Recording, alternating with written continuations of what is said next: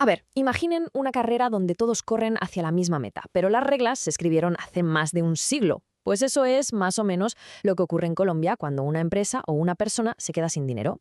¿Quién cobra primero? ¿El trabajador? ¿El banco? ¿El Estado? Basándonos en la completísima investigación del abogado Edier Giraldo, hoy vamos a meternos de lleno a desentrañar un sistema legal que él mismo describe como un Frankenstein, una criatura hecha de trozos de leyes viejas y nuevas que, como se pueden imaginar, no siempre encajan bien. Entonces, la gran pregunta, ¿qué pasa cuando se acaba el dinero? Pues que se desata una competición, una auténtica lucha entre todos los que tienen algo que cobrar. Pero ojo, no es una carrera justa. La ley colombiana establece una fila de pago muy estricta. Una jerarquía que decide quién tiene el privilegio de cobrar primero y quién, muy probablemente, se va a quedar con las manos vacías. Vamos a ver cómo funciona exactamente esa fila. El pistoletazo de salida para esta carrera es la insolvencia. Y esto es clave, ¿eh? No significa simplemente no tener dinero. Es una declaración legal oficial que de repente congela todas las deudas y todas las demandas individuales. A partir de ese preciso instante, el juego cambia por completo. Ya no sirve de nada ser el que más grita o el que demanda primero. Lo único que importa es el sitio que te ha asignado la ley en esa fila para cobrar. Y aquí es donde nos topamos con la gran contradicción del sistema. Por un lado está el ideal, un principio jurídico con un nombre en latín que suena muy elegante, par conditio creditorum, que básicamente dice que todos los que esperan cobrar son iguales. Pero por otro lado, la realidad en Colombia es muy distinta. Es la prelación de créditos, una jerarquía legal que te dice a la cara, no mira, no todos sois iguales. Y esta regla es la que rompe el ideal y crea la famosa fila de la que estamos hablando. Bueno, para entender todo este lío, este va a ser nuestro recorrido. Primero, veremos cuándo empieza el problema. Después, vamos a desempolvar el viejo libro de reglas. Veremos cómo se intenta usar hoy en día. Analizaremos el choque de trenes que esto provoca y finalmente llegaremos al diagnóstico, el Frankensistema. ¿Vamos a ello? Empezamos. Sección 1. Cuando se acaba el dinero. Ya hemos dejado claro que la insolvencia es el detonante, el punto de partida. Pero para entender por qué la solución es tan increíblemente complicada, tenemos que hacer un pequeño viaje en el tiempo. Vamos con la sección 2, el antiguo libro de reglas. Y aquí es donde la historia se pone de verdad interesante. Las normas que deciden quién cobra hoy en día, en pleno siglo XXI, vienen, en su mayor parte, del Código Civil de 1887. Hay que pararse a pensar en esto, son reglas diseñadas para un mundo sin Internet, sin finanzas complejas, aplicadas a la economía actual. Este sistema antiguo organiza a todos los acreedores en 5 categorías, 5 clases.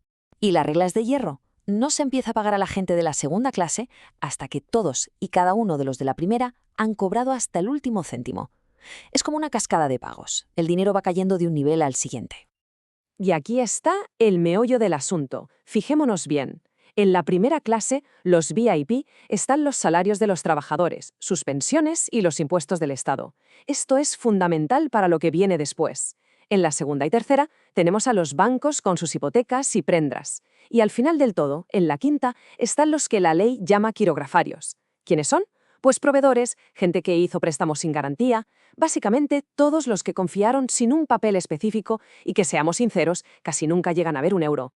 Esta cita de la doctrina jurídica lo clava. Es que la ley, a día de hoy, sigue hablando de los derechos del posadero sobre el equipaje de su huésped o del acarreador sobre la mercancía que transporta. Esto demuestra una obsolescencia, una vetustez que es casi cómica y que deja clarísimo que el corazón de esta ley sigue anclado en otro siglo. Pasamos a la sección 3, el terreno de juego moderno. Vale, tenemos unas reglas del siglo XIX. La pregunta es, ¿cómo demonios se aplican hoy? Pues bien, el sistema las obliga a encajar, a la fuerza, en 2 escenarios muy distintos, cuando una empresa entra en crisis y cuando una persona física no puede pagar sus deudas. Por un lado, la insolvencia de las empresas, que se rige por la Ley 1116 y que busca, sobre todo, salvar el negocio.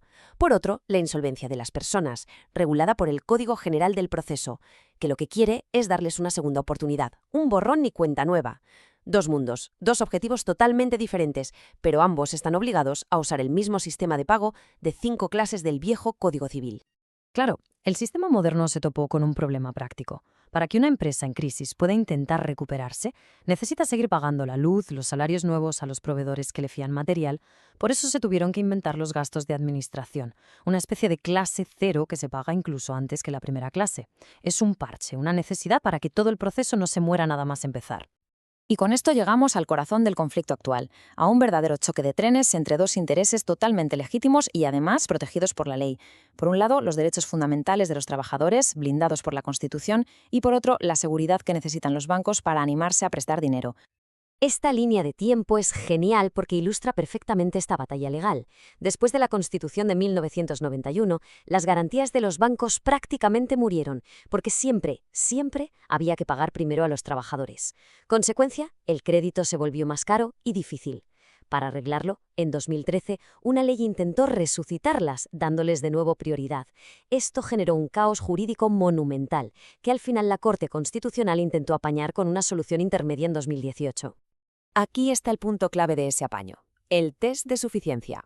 La Corte dijo básicamente, a ver, el banco con la hipoteca puede cobrar primero de la casa, sí, pero solo si se demuestra que con todo lo demás que tiene el deudor hay dinero suficiente para pagar hasta el último céntimo a los trabajadores y pensionistas.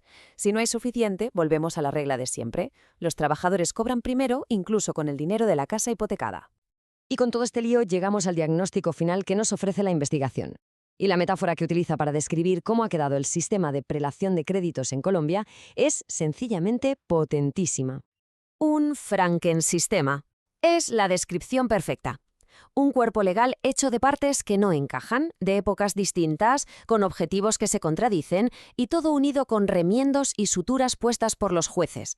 Tenemos una ley de 1887, una protección constitucional de 1991, una ley pro banca de 2013, piezas que se repelen entre sí, pero que están obligadas a convivir en el mismo cuerpo.